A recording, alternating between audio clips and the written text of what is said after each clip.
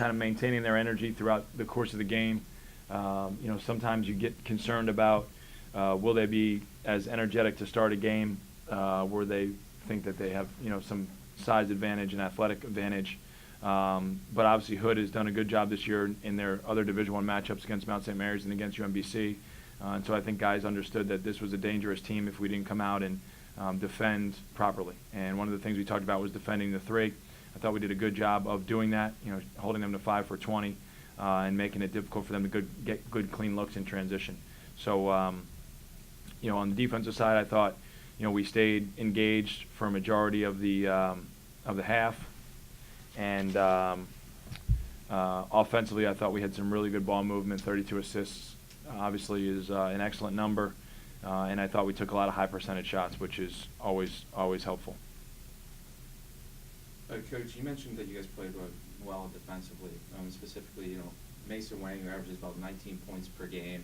I believe he was held scoreless in the second half, especially only had 11 points total. So, what were you guys doing, to really help, their scores like that? And how do you, make your team be like, yeah, it's a D3 team, but they also have a guy that can really shoot well?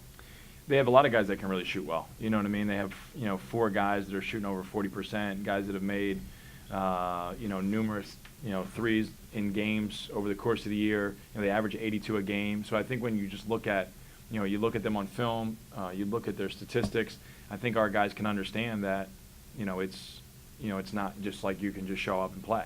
They were leading against Mount St. Mary's earlier in the year. They were down 4 to UMBC, last week. Those are things that we try to explain to our guys that, you can't just think we're going to show up and win the game. But I thought, we did a good job of not giving, Wang too many clean looks. I thought we did a good job of matching him in transition. He really does a good job for them of, either creating shot opportunities for himself or finding shooters. And I thought we did a good job in that situation transition-wise, not letting them get to, maybe where they're best at. Just ended obviously a 5-game losing streak. I believe, I think Maddie said you guys before this haven't had a win in about 28 days or something like that. Does it feel like a weight off your shoulders, especially going into conference play starting about in a week? Yeah, I mean, I think we did what we were supposed to do. And I think that, we got a lot of good efforts from a lot of different guys. Nice to see the number of guys in double figures, which was, what hopefully should happen if you're respecting the game and you're playing the right way. We still have a long way to go. I think, some of these guys will learn the difficulties of conference basketball. But, it is good to get a win. It's always good to get a win, and we got to get back to work on Monday preparing for FDU on Thursday night. How do you look at the turnovers and the fouls today and mix that in with the results? This being a D3 team and you going into the conference schedule next week. Yeah, I think a lot of the turnovers were careless. Give them credit. Obviously with them playing, a three-quarter court matchup and then their zone. We haven't seen that much zone all year long, and I think some of our timing wasn't always as crisp as it needed to be.